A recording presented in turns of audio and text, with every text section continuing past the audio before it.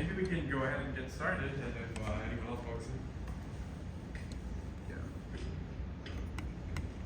Cool. Okay, so I'll be presenting on AWS Event-Driven Architecture, or mostly. And it's kind of trying to reflect your project's working on the photo sky, and just going to more of the back end and more in depth, and of course open for questions the whole way through. So if there's anything I can try to clarify, I'm gonna feel free to ask. I'll probably go kind of high level. So first, I will be going over S3. So it's an object storage service that's managed by AWS. You can store it as buckets, which are just scope to all your storage. So kind of think of this in terms of a physical hard drive. It's a hard drive as a bucket, and then files are your objects. That's kind of not exactly how it works in reality, but that's an easy way to think about what a bucket is compared to what an object is. You can have versions, so you can do version control. You can just see what changed between different versions. Useful if you're doing CI processes that overwrite files, so you can always revert back to a previous life cycle version. Lifecycle rules are along those lines. You can have delete objects that are bigger than X size after X amount of dates, and other ways to remove old versions, a bunch of different features, a lot of different things you can tweak. Storage classes are how often you access a resource. So it's you access, or not exactly how often you access a resource, but how much you want to pay, and then at what rate you want to access the storage. So for example, the default storage tier, you pretty much have instant net retrieval. So as soon as you ask for it, AWS will return the file. But it's fairly reasonably cheap, but it does have a fee. There are storage classes that are cheaper, like Archive or Glacier in AWS. So that you have to request the file, and it could take some time to get it back, but you'll be paying a lot cheaper per gigabyte of storage. There also are ways to have less availability. So instead of having the object replicated across multiple availability zones, let's say US East 1, like A and B and C, you can just choose to have it replicated across 1. So you'll lose some availability in case the data center goes out, but you maintain the file will be cheaper to start. Trade-offs, so for example, if you're archiving a bunch of logs, you want to move it, and you can use lifecycle rules to move between availability zones after a set interval. So after 9 days, logs are archived, and then after a year, they're deleted. And then there are permissions, so you can restrict who can access your bucket. You can make it public. You can make it only one AWS account can access it. Do things like that. Created an example bucket. I'll kind of go over the different items. So, AWS console, if you haven't been to it, I know the club has an AWS account. Yes, if you're new here, reach out, they probably give you access. So, if you go to type up your S3, I know the cloud computing, you guys have a bunch of them, so I'm just using my own account. A little cleaner. So here we have an object. We're in a bucket, so vector example bucket. We have an object here. We have some owners, some details, so what region it's in, US East 1, and it's modified, the size of it, the tag type of it. So if you want to open it, the browser can handle some of that. But for example, if it's a binary, we download it. But you have to have an authentication because it's a private bucket, a private object in a private bucket. And then for here we have a path, and then an object. Paths in object storage are not the same as in a file storage. So when you think of a Linux file system, or Windows in that case too, you have different paths to start the root. And then there's directories. In object storage, it's not only a directory, it's the name of the item is, in this case, it's path/icon.png. So it's kind of an easy way to store stuff, but it's not actually stored in a path, like in a directory. Just something to keep in mind. So, yeah. Versions, right now I don't have version enabled on this bucket, but if I made a change, you could see versions and revert to them and download your versions. Go to the properties. Not won't spend too much time here, but just so you have a quick understanding. Versioning, what I just talked about, tag, there's database feature. You encrypt the bucket, use your own keys. I'll get to that because it's kind of boring. For archiving, access logs, event data. Here, first thing for events, kind of event driven. So you could have a trigger. So whenever something has happened on a suffix, you on a put a copy, you can have change any triggers. You would have it trigger a Lambda function, send a message to a queue or notification. I can get into that later. Probably later be a little more unstructured, kind of just poking around, trying to connect things together and seeing how they all communicate. That's a way to do triggers. So user uploads a file. Once it's there, some process happens. So in your case, I know you're doing a file storage for images. This is probably how it's working in the backend. It could be at least. And you trigger some Lambda function to process it or however you want to store it. Transfers, you can do locking. So read only, write many, read many, write once, read many. And you also do static web hosting. If you need like an example, a very cheap, simple site. There's free alternatives that support HTTPS, like GitHub Pages or Cloudflare has Pages too. But this is a very cheap way to turn a object storage into a file server. Permissions, I won't touch this too much, but you have generic, you can have stuff to block public access, and then you can disable stuff you need to make it public, like a web server. You want to feel public, otherwise it's a private web server. And then you can just S3 bucket. And these are kind of high level. Bucket polys are where you really give up permissions. So it's permission. You may have, if you've seen IAM policies or other resource-based policies, it's in the same format where you're giving a principal. So this is saying this is the cloud computing. So you probably can access that from that account, this bucket. So the root account, anyone in this account can access it, can get objects and list on this bucket. The way to have cross-account access, or you can use this to grant AWS services access to the bucket. So for example, if you're writing logs with some service directly, like so load balancer logs, you'd have to configure this to allow AWS's services permission to access your bucket. They don't have access out of the gate. And then this is the older term is access control lists.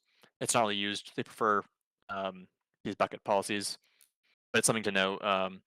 Control who can access it, but it's not really used anymore. Metrics, if you want to see some metrics, I think I created this bucket recently, so there's not many metrics, but you can kind of see data actually. Here, I'll show maybe one of my personal buckets, the metrics on there. Let's see. Here you go. Here's some metrics. You can see total size of bucket, only 2 weeks, but then total number of objects, so time. And with storage class, you can see here most of what I have different storage class. So as I mentioned earlier, this is Glacier. It's a very cheap storage class compared to standard, but it's slower to retrieve. And this is more my archive bucket of different photos. So over time, probably can't see it. 1.1. I don't think it changes because I haven't done much in this bucket, but over time you'd see stuff transitioning storage classes. Finally, we have life cycles. So this is how you can configure a prefix or a group and then transition. So I'll edit this. Here we have an example of the prefix path, just an example. And then it will expire current version of objects after 90 days. And then we can have a way to delete delete the objects or transition to different storage class. Just to have life cycles pretty much. You can replicate to another S3 bucket and inventory configurations. That's all S3. Lambda, that's the next big one. So I saw that we could trigger a Lambda function, SQS or SNS from putting of an object. So let's go to Lambda.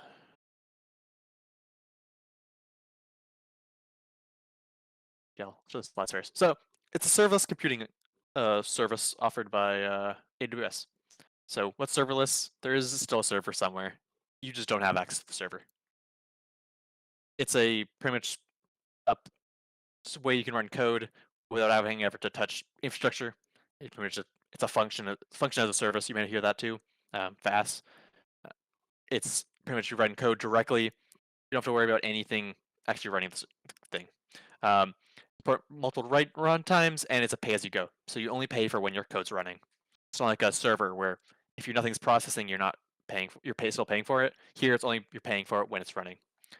There's ways to do tests, so you can do test triggers based on events. So pretty much think of an input to a function. That's what you're passing into a function. It's all code in the back end. Ways to deal with networking. Well, you can do that. I'll get to that later. So you do monitoring, you do logging.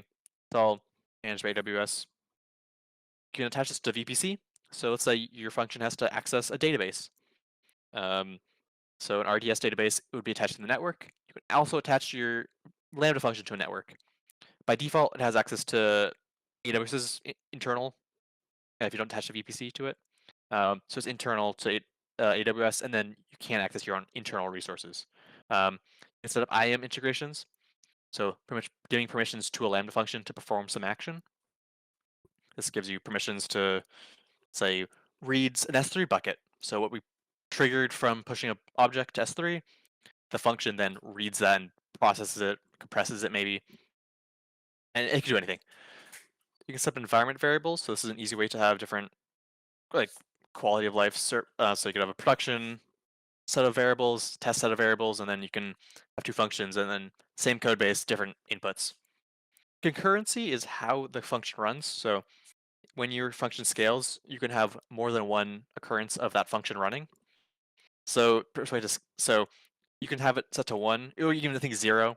So 0 is you can't run because you can have 0 occurrences of this function running, and then you can scale it up to unlimited. And of course, you pay for what you use. So the more you run, the more it is. You also pay off how much memory you're using. So the more memory per occurrence, the more you pay. Also have timeouts. So I believe the max timeout is 15 minutes.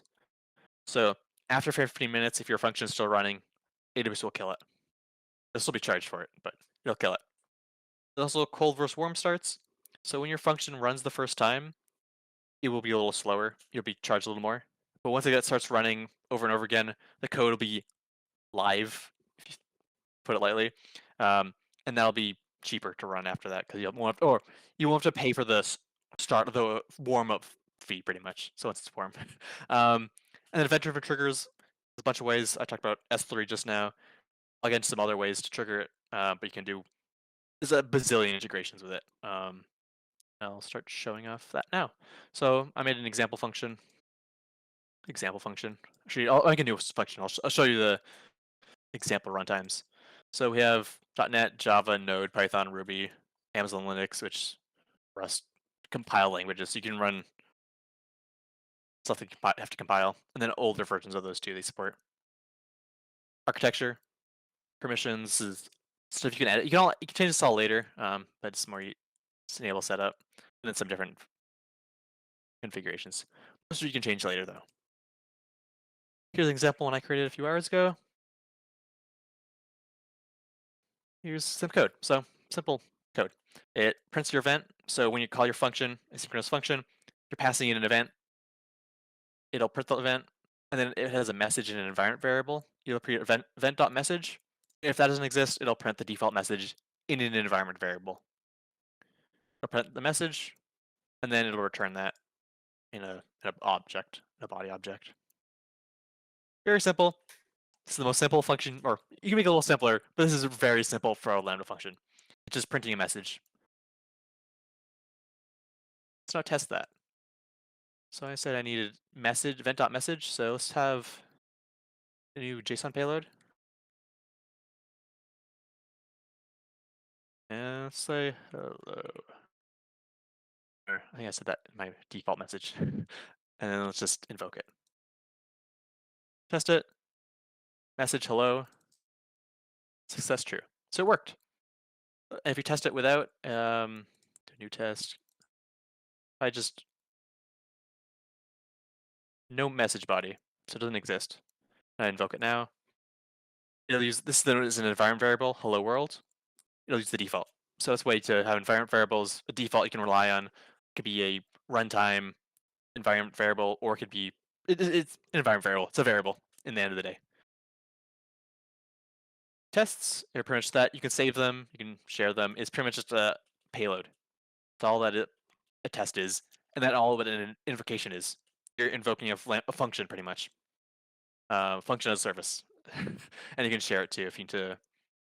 For example, monitoring. Take a little second to load, but we can see. Take it. Takes a little second for the. I'll come back to this. Configuration. General configuration. So memory. I've set this to between 10 gigs of RAM. It's a good amount. It's the lowest amount. Terminal storage. So if like the temp storage. So if your function has to do any processing, you could store a little bit of data, or up to 10 gigs looks like too.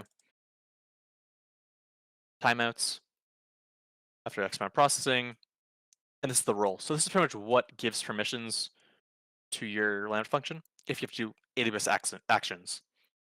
So by default, you need to, if you want to write logs, you need permissions. Here, let me view the role. This is kind of getting off topic, but it's more basic permissions.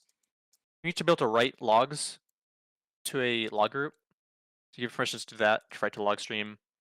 And this is an example. So you could have to, if you want to write to SQS or retrieve from SQS, you need to give it a few other permissions too.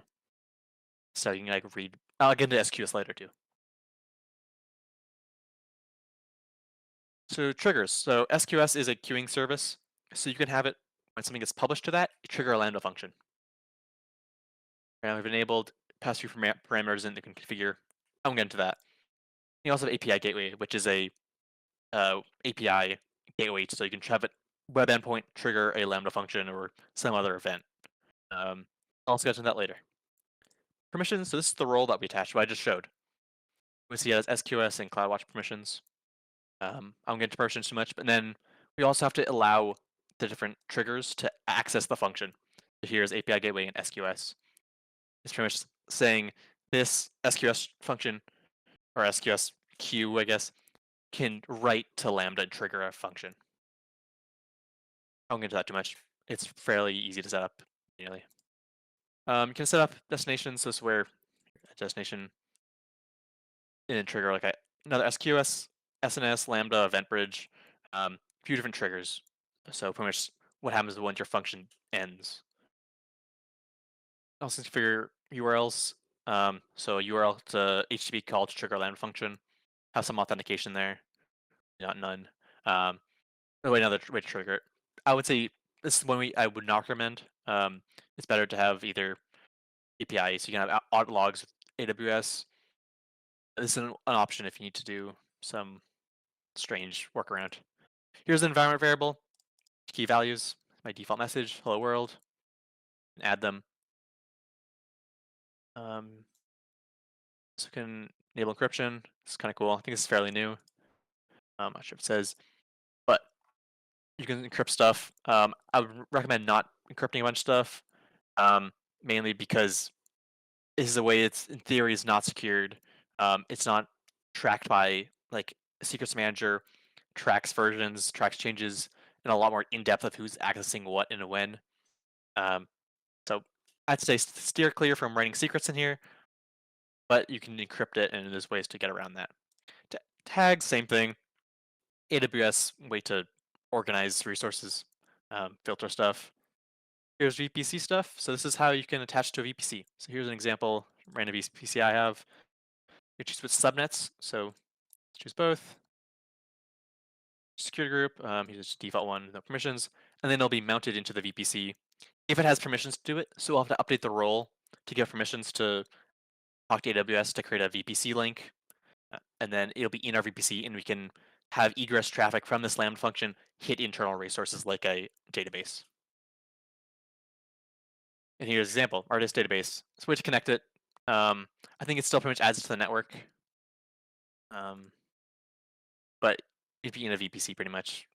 Should create a database too, but don't do it that way. But there's ways to connect it directly. some monitoring for the logs get run to. Probably see our logs that we just triggered earlier. Sign, and then here's the log stream, and then here's some of runtime. So here's our first one, hello. It's the message we output, and then we see another one, which is probably hello world, but probably here somewhere, or it's here's hello world. Yep. So you can see it takes a little time for logs, but it's pretty much instantaneous runtime. But logs take a little bit because it's go through AWS services and expose metrics that way. Concurrency. So unreserved is 1,000. It's, I believe, configured by your AWS account. So if you need to increase it, you could reach out to AWS to increase your max concurrency. You also could reserve it. So 0 is always throttled. Your function pretty much can't run. Only one function event can call at a time. Or if you do unreserved, 1,000 of your function can run at a time. It's a way to kind of curb costs if it's a way that triggers off a queue or something. Ways to control how much it's running and it's the price you're willing to pay. A few ways to retry attempts if it fails for asynchronous invocations. You can code sign it so you can verify your source code is trusted. File system, you can mount EFS, which is a elastic file storage, into your function. So different functions can have the same shared volume. Allows for files to be written to and used by different things. I'll get into this. It's kind of off topic, but it's kind of cool. You can mount it to a path. It's neat. And state machine is a way to orchestrate different Lambda functions, which I won't get into, but out there. Over to monitoring, we can maybe now see some metrics. Yeah, here we go. Let's see duration. We called it twice, so three invocations, I guess. You can see the different min, max, and durations, different things. Error rates, I can track that. Concurrency, throttling, a bunch of other things. And if you're running this on a very, very intensive, so it's reading off a stream of a bunch of data, is very helpful to see what's happening, at least by metrics at least. If it's having an error, you could literally see it's spiking up errors. Very useful. Next, API Gateway. This is the one service I really have not worked with much, but it's an API managed API service. Has a lot of connections. So as I mentioned, it can connect to Lambda functions. So you get an endpoint, it triggers a Lambda function. It also scales behind the scene, AWS magic, and lots of integrations.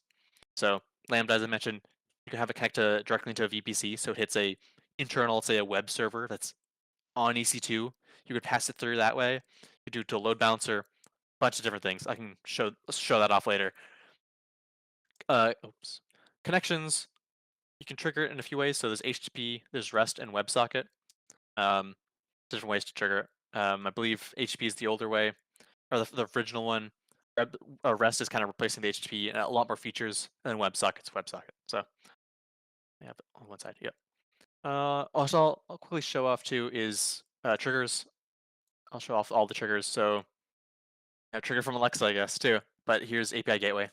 But a bunch of different ways to trigger Lambda functions, and also partners. So it's like a authentication. You could trigger some Lambda function to scan something. Datadog, a bunch of different triggers. So lots of ways to trigger it, and then a lot of different options because it's custom code. Let's go to API Gateway. So this is the managed API service. In an example one, and it has one endpoint, the /examples, and you can do a GET request to it. And it'll trigger a Lambda function. See some stuff about different paths of how it reacts. Some authentication requirement, API keys you can require to it, query string, a bunch of different configurations. And here I'm passing the Lambda function as the endpoint. And I think this is responses and integrations set up. Also test it. Let's test it. Let's see what. See, it now responds hello world, success true, and then some different response data that we don't really care about. Here's it's authorizing locally. Let's see if we can hit it. So, and then there's stages. So resources are the actual API itself, the structure of it. Stages are ways to present it. So you could have a production stage, development, and then you can just have different environment variables. So here, I made a production one, same example endpoint. Then you have an invocation URL. So let's see, will it work? Success. So we got hello world. So it hit the Lambda function in the backend and returned this. So you may be able to see the Lambda function. It take a little second, but you can see the events in here of it being hit by API gateway. Probably it just might take some time, but is it going from hitting a web endpoint, being routed through API gateway, triggering a Lambda function, returning that response, and then presenting it to your browser. And it's pretty fast too, because it pretty instant. Ways to authorize a bunch of different services. I won't get into this because I'm not too familiar with it, but the dashboards for API calls, bunch of other stuff. Of course, there's probably integrations with every AWS service. No, more joking on that, but a lot of ways. I can show off that off too. I can make a new uh, create method. Trigger Lambda function HTTP endpoint. So it endpoint it's pretty much passing through content. AWS service. Let's see, let's go in. Response fine. We have a bazillion AWS services. So lots of ways to integrate it.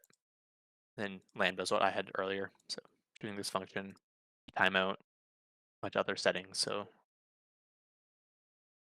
headers, bunch of ways to do it. It's a very versatile resource. Yeah, that's all. I can't really speak on more on that, but I know you guys have been doing some stuff with API Gateway, but that's pretty cool. We'll see the triggers now. Yep, there we go. So we can see the triggers from the calling the Lambda function through the API Gateway.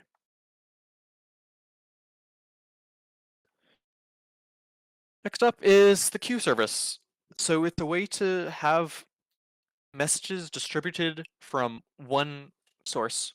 So you can have one thing that's writing to the queue and then multiple consumers. And they will all not, and there's ways to configure it so they don't step on each other's toes. So one service, once it gets pushed, the message gets pushed, it reads it, and another consumer will not read the same one until it's is either rejected or it is a new message and it'll use the new message. It's also distributed for distributed systems. You hear that a lot in like function as service is you want to be loosely architected, where if one service goes down, it won't impact another one. That's why you have queues, so it's not like it's requiring a response from the other service to work. And if the service goes down that's consuming it, the queue will grow larger and it won't impact the first service. And service applications, which kind of function as service, Lambda functions, microservices on like Kubernetes and stuff like that. Short-lived functions, pretty much, as if you got microservice. Two queues, so standard queue, first in, first out. First in, first out. You guys, I know you're computer science, you kind of probably know this, but first message in will be the first one out. It's kind of obvious. And standard is pretty much the opposite, where you can pile up backfill. Message ordering. So simple message queue service does not actually order. So when something gets pushed, it's best effort ordering. So if two things are pushing at the same time, let's say we can confirm one's pushing before the other one. When they reach AWS, they won't always be in the same order. AWS tries their best, but it could be out of order. And then also visibility and timeouts. So once a consumer reads something from the queue, it'll become invisible to the other services, other consumers, until either the timeout happens, which is configurable, and then it'll become visible for another consumer to read, or that same message is completed, is processed, and then that consumer deletes the object pretty much. So it's pretty much so you're not stepping on each other's toes, and then having double processing of events. So you want some logic in there, whatever consumers you have, so they don't break it.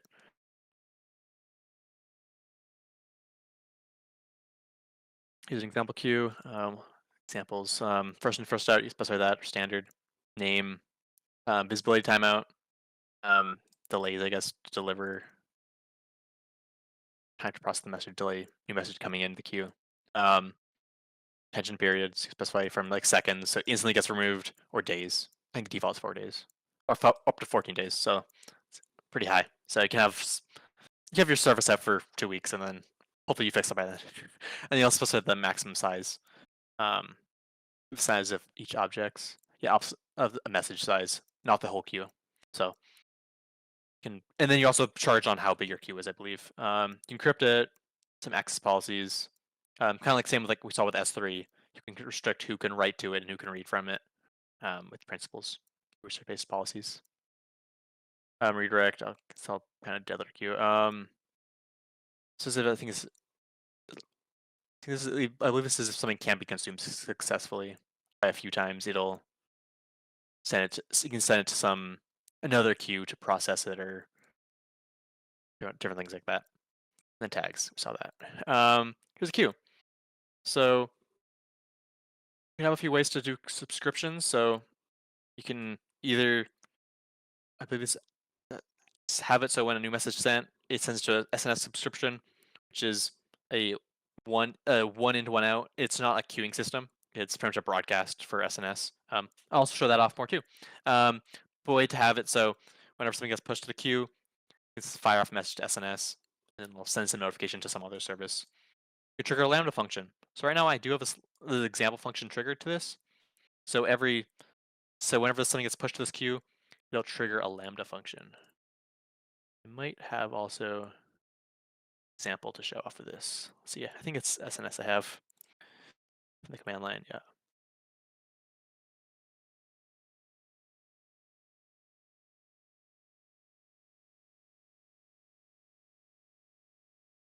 Okay, so I'm gonna run a command line thing. So it's SQS, CLI, I'm already authenticated, send message, specify the queue path. So this is the example queue. You can see the queue URL here.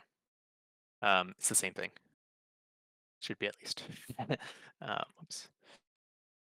And then message body. So this is pretty much the same input that Lambda's expecting. So when we did it earlier, we did hello world or hello.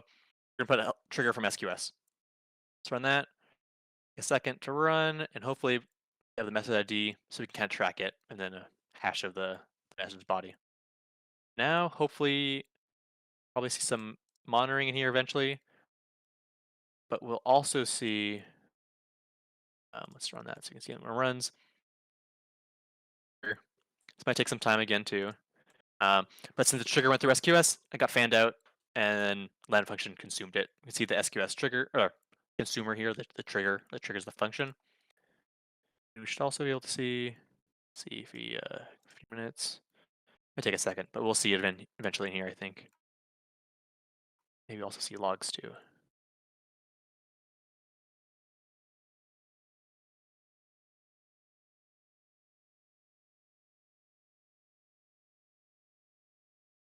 This is from the API gateway. We can see other data that's passed in with the info. Here's some example, the path, the get command, bunch of different stuff, requests, data. So if we wanted to do some validation, so we can get logs, everything that's passed into that Lambda function. Waste identity, see like the user ID, some other cool data that we're not using. We're not even using any data from that call. And here's a few triggers you can see of calling it. Let's see if we get that SNS queue trigger. Yep, here's a new invocation. Let's see, let's get the latest message.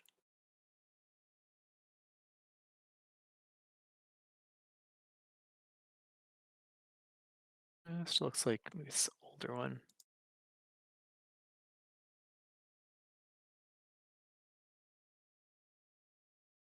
Oh, this might be it. So you can see message ID. I think I cleared it. Yeah, it's this same message ID probably as we saw in the output of the command that we ran in the command line. And then we see the body. If this is not printing out the same message like we saw with the other one, it's still printing off the environment variable.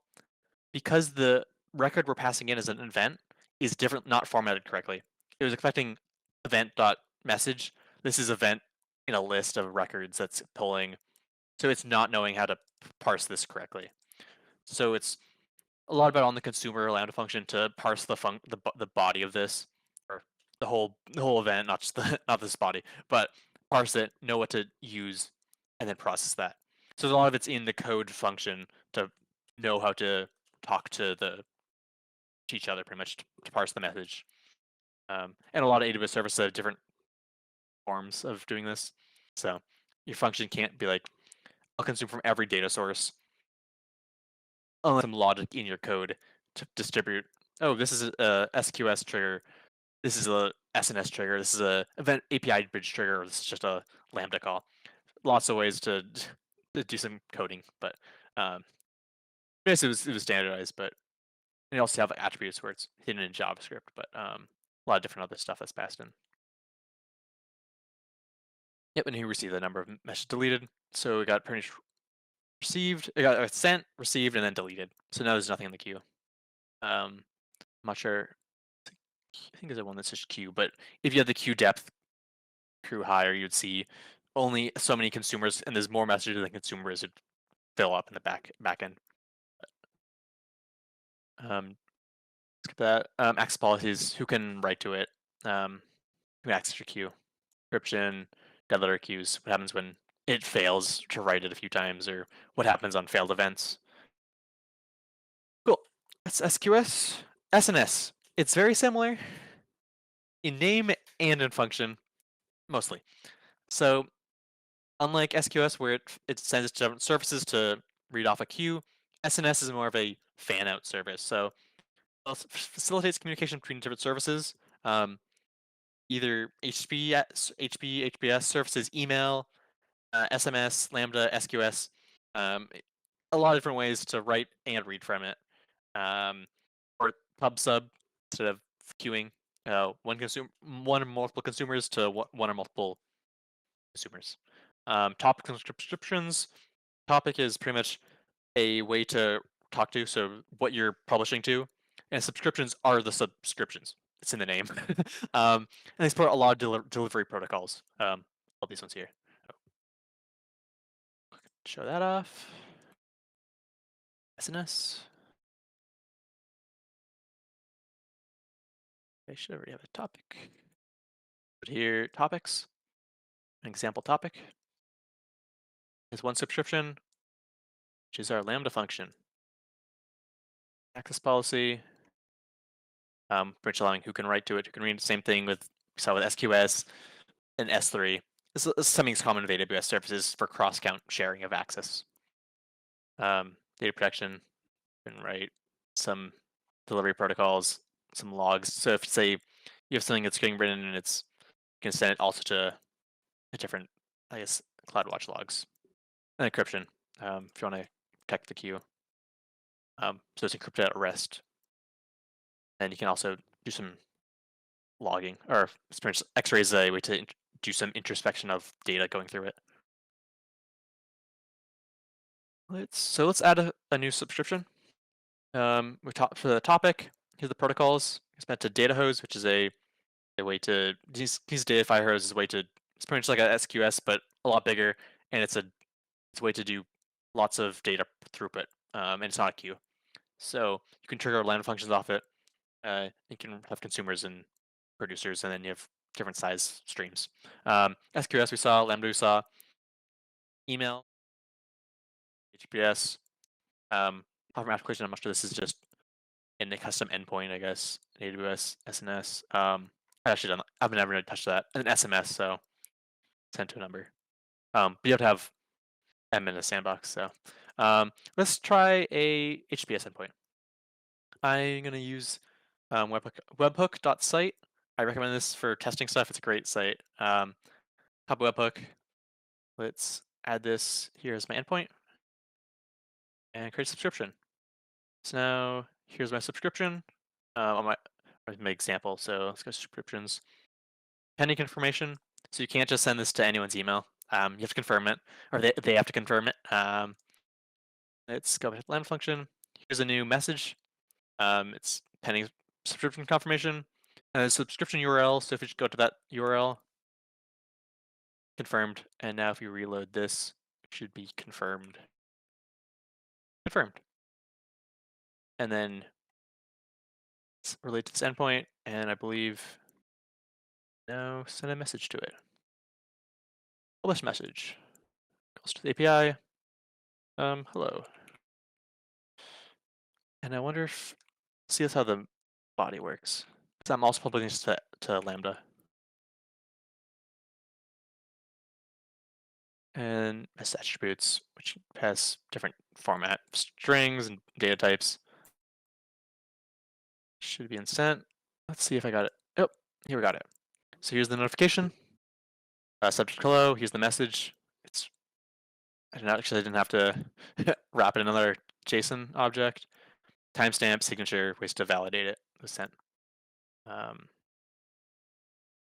See if the Lambda function triggered. So it should have been also a subscription. Lambda function, same example, same one. And it might take a while to go through again, but we should see that come through. And it's a different data format too. Yeah, and Webhook site I really love. You can also self-host this, which is pretty cool for local development. See like what's the payload look like. Way to have callbacks and different cool site. And so you can like Discord or Webhook or something like that. Okay, where's that response? So this should trigger, but it might take a while. We'll check on that later. Event bridge. So this is a serverless event bus that connects different services. It's kind of like SQS-ish, but it's different. Let's go show that off. So event, actually, I'll go over these points. So rules, these are different ways to have triggers. So you do a cron jobs or AWS events here. So at a set interval, you could trigger a Lambda function. So example, something I've set up in the past was checking your AWS access keys. So every night I'll have a Lambda function run. If your key's over 90 days, I'll send you an email and disable it. Something like that. Cron jobs. Event triggers. So this could be whenever. Another thing I set up is a AWS health event. So whenever AWS is having some health event, so let's say higher rate of API errors in a region, AWS will publish that in EventBridge, and then I can have a consumer with an event rule that will send me a notification.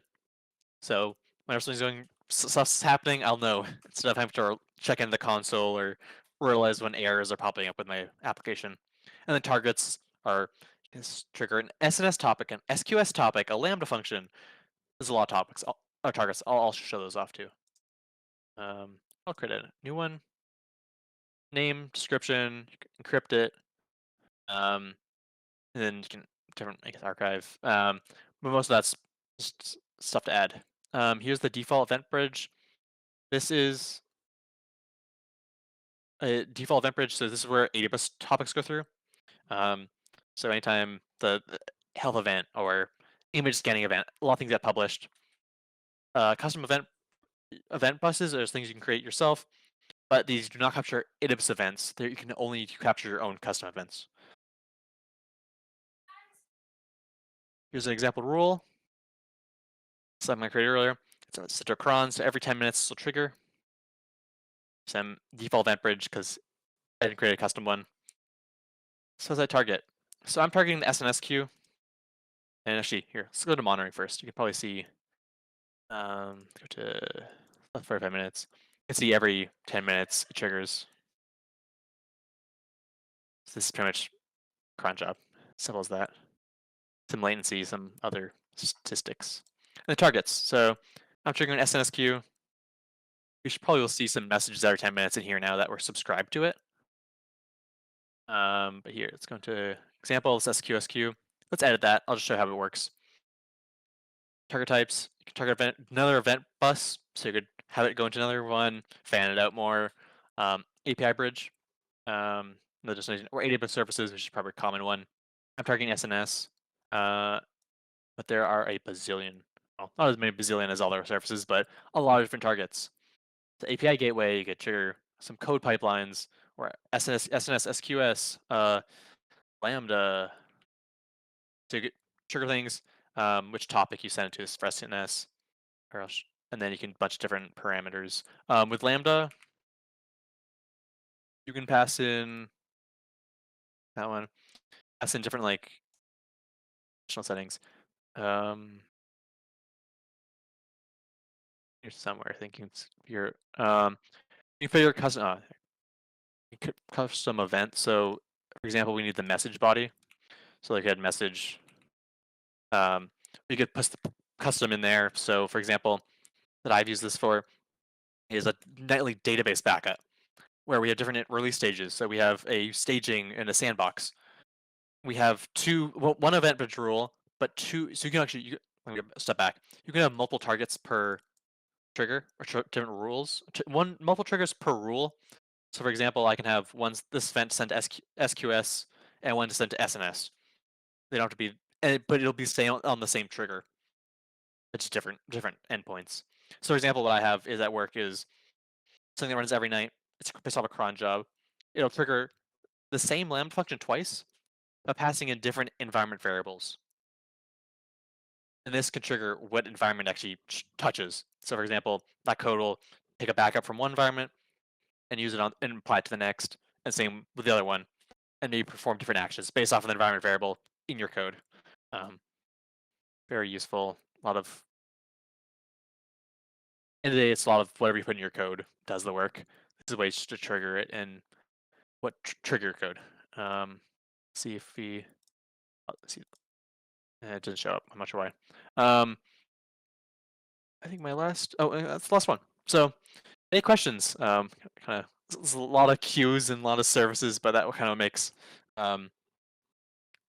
like event-driven events and event-driven. But a lot of it is still engineering what the data is and where it goes. And a lot of code. So yeah, any questions?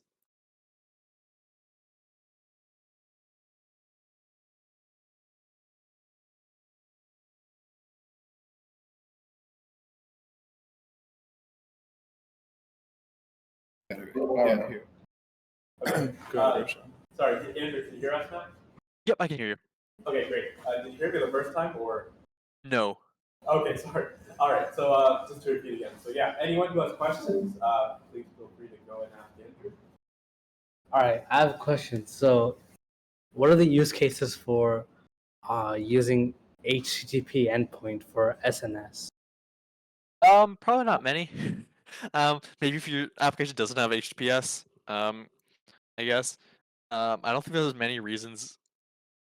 I'm not sure why it's distinguished as different options. But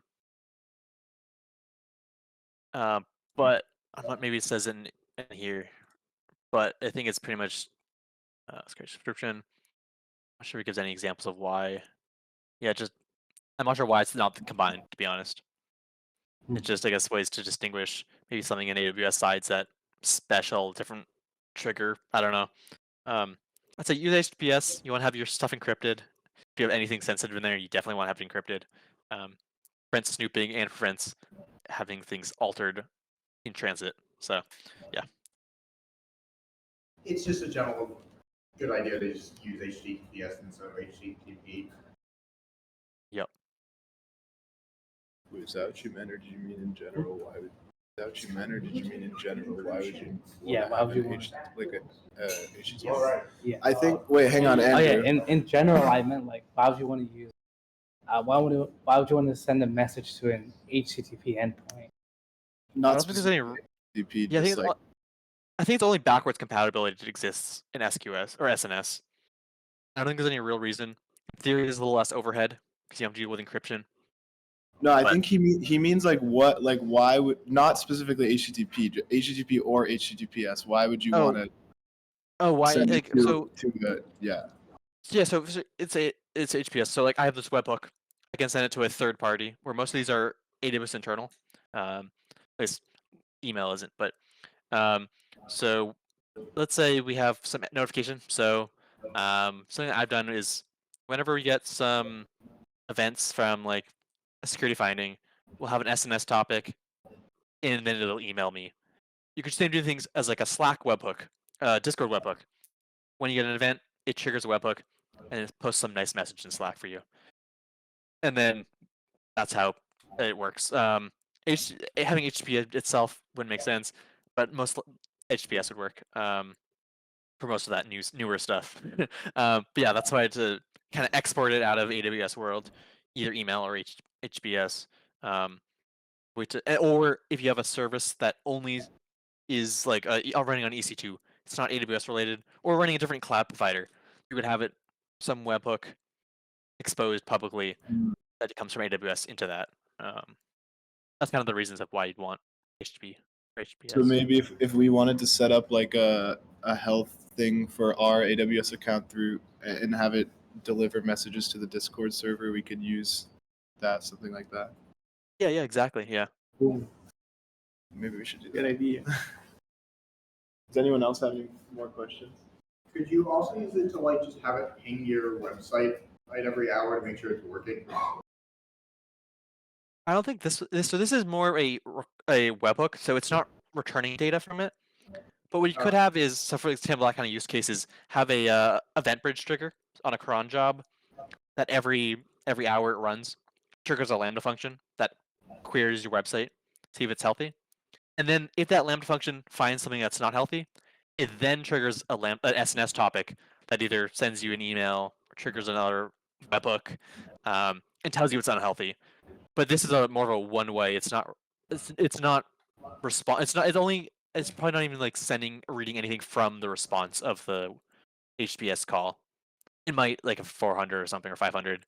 I'm not sure. It's one way pretty much. It's not. Yeah.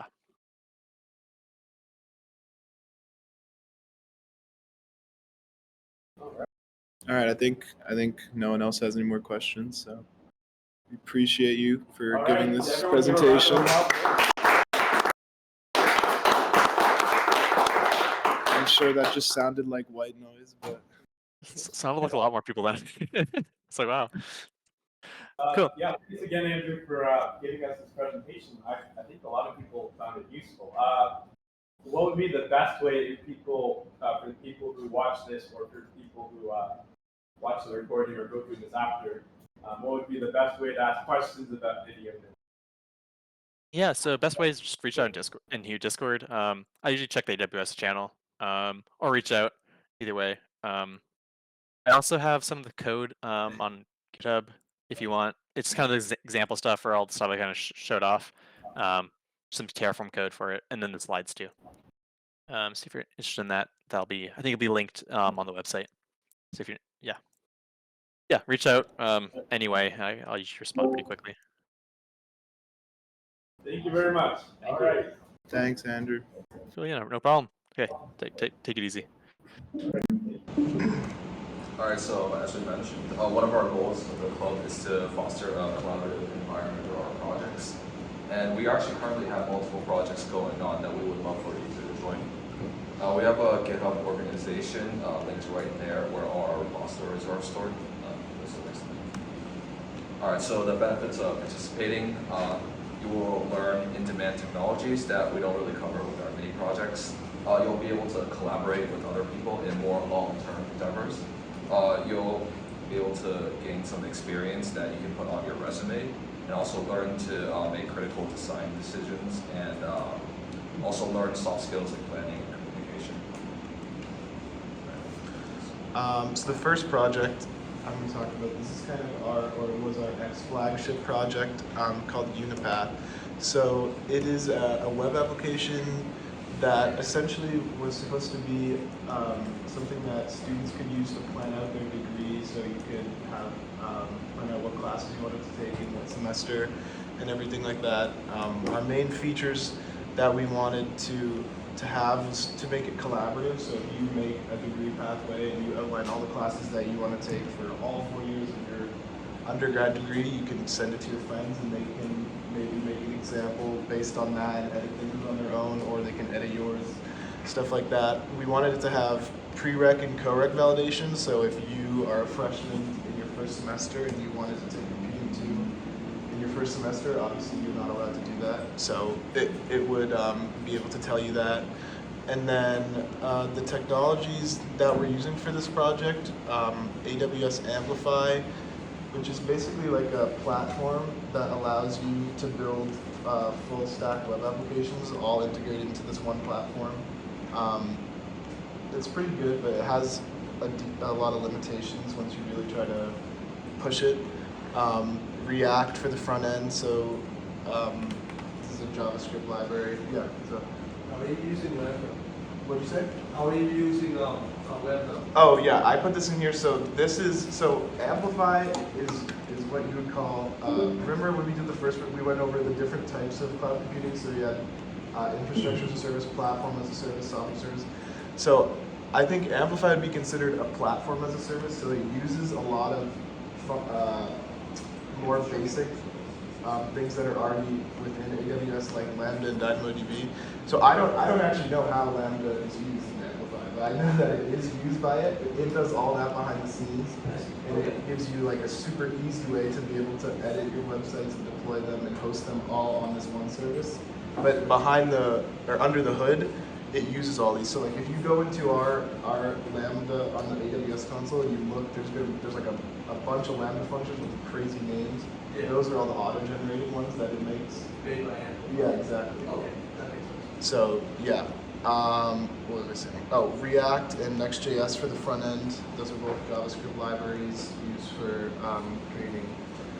creating front end web apps.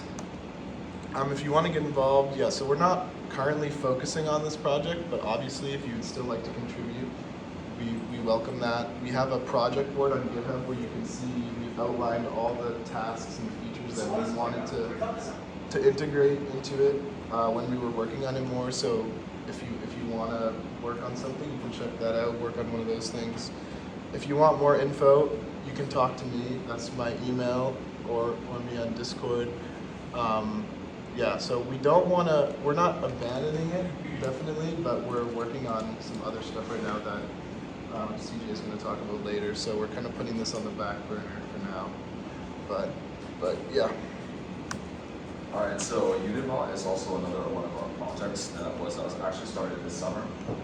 It's a chatbot that's goal is to answer questions about UMass Lowell. So it will provide you information about the course catalog for both undergraduate and graduate degrees, and also just general information such as building and housing. It can be accessed on Discord and in a web browser.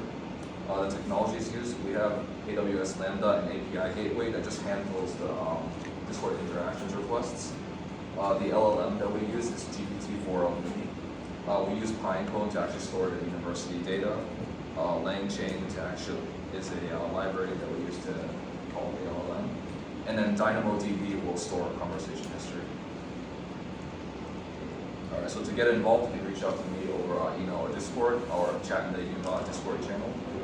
Some prerequisites are definitely Python and then maybe a little bit about AWS CDK. And you can use this, right? It's on it's on the website. Yeah, it's on our website, so you can feel free to play around with it. Yeah. Future plans are to first of all improve accuracy of the responses. Also to give more information about classes, like which classes are full and also maybe integrate with Path.io if we get time to do that. Yeah, so one of our other projects is our website. I'm assuming everyone's familiar with the club website for the most part. And again, this is one of our other projects we started over the summer. It hosts a lot of stuff, as mentioned there. So we hold our schedule data there. All of our meeting notes are available there. We have a blog page. All of our project documentation is there. We have the UML class resources, which is now a separate repository. I'll talk a little bit more about that later. And again, our official club activities like PhotoScout that you guys work on. Primarily, the technologies it uses is React.js and MUI. React.js is our front-end library, front-end library, and MUI is our front-end UI library. Python is used for a script that's part of another thing that we're working on for the website. I'll talk a little bit more about that later. A lot of the documentation and pages are rendered for Markdown, so it's important that you know Markdown if you want to contribute to this. And the primary framework used to build a website is Docusaurus, which is a website development framework for a lot of documentation stuff. And again, it's very important that you know HTML and CSS, which is foundational for a lot of web development. And again, Git for a lot of the version control and GitHub. So how to get involved? You can check it out on GitHub. All the source code is available publicly, so anyone who's willing can contribute to it. All the contribution guidelines are listed on the website itself. So if you want to, just follow the steps. Or again, you can reach out to me regarding any questions. If you have any questions by how things work, why certain things are the way they are. If you have a particular ideology of how things work, I can explain why certain things are the way they are. And if you want to brainstorm any ideas as to what should be added to the website that isn't currently. Go to the next slide. So in terms of future plans, one big thing that is on the agenda for the website is to implement an account system. So it'll associate with your GitHub account, your UML email address, and your IAM user from AWS. And what it'll allow you to do is provide a centralized system so you can log into the website and have access to your IAM system. So you can request additional resources depending on which projects you're working on. Again, as we mentioned earlier in a lot of our previous presentations, IAM is Identity Access Management. So it's a system that lets you access particular resources on the cloud. And depending on which projects you're working on, you will or won't need certain resources. So an account system like this makes it really easy to request those resources, which is a great boon for a lot of our members. They don't have to go to IAM, individually click buttons. Having an account system is much easier and would improve the workflow for a lot of our projects. So this is something that's on the agenda. Another thing with the account systems that we're looking to do is implement the badging system. So you can quote unquote earn tokens that signify how well or how many contributions you've been doing to various projects. It kind of adds a competitive edge to working with the club itself and incentivizes more contributions, which we all think would be useful for everyone here. And again, we're still open to other future ideas. Anything else you feel like should be on the website? Any other resources, activities, features? Feel free to reach out and talk to me or talk to anyone on the e-board. We'd be more than welcome to listen to your ideas. Another thing that just got launched, it was about 2 days ago, was this new thing called UML class resources. This integrates with the club website, but currently it's a separate repository. Fundamentally what it is just a repository to contain collective educational resources for UML computer science classes.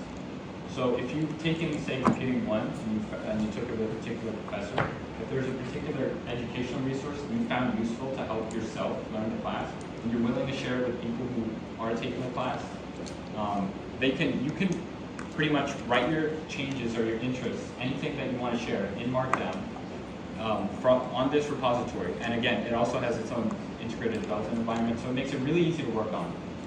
You can make provide any information you want on Markdown, make a pull request on Git.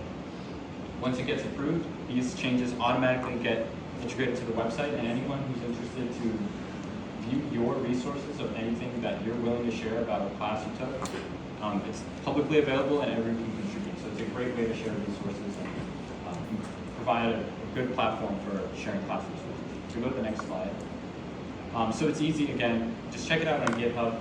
It's, again, the contribution guidelines are listed there. It's very, very easy to work on. If you know Markdown, it's almost very, very simple and straightforward.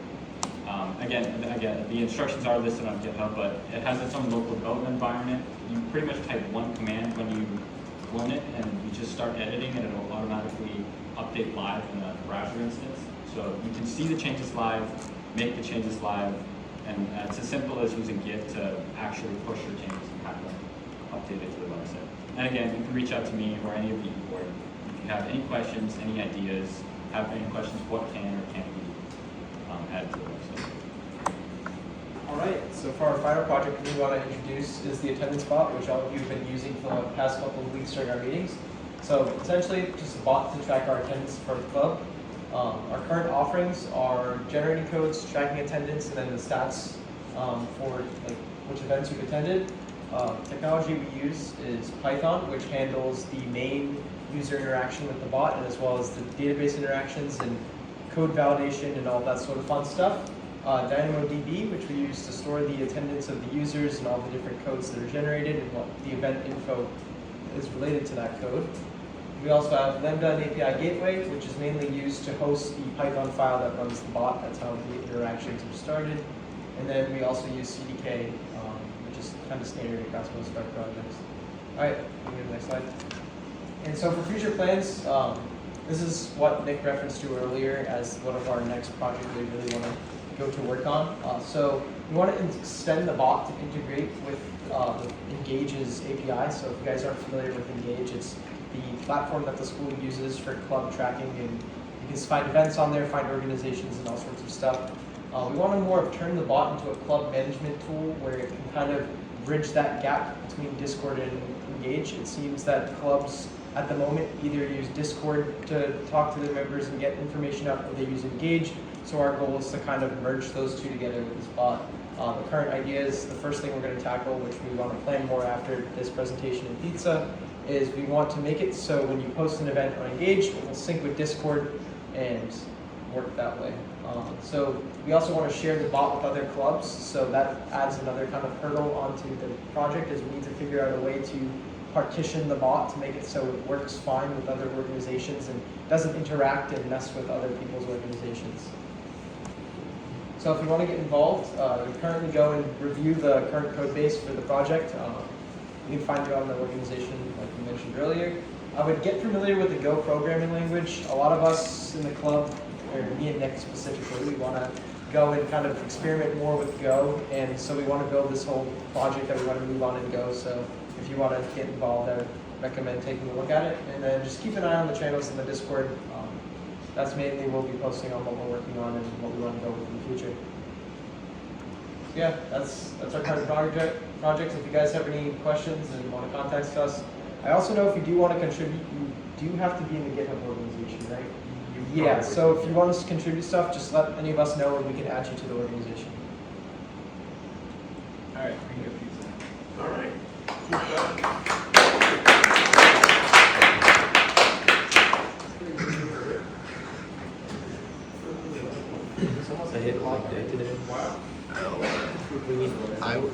I went today. For the first time, I went not at night. I went after my games before this. Oh, it's I don't know if I showed this.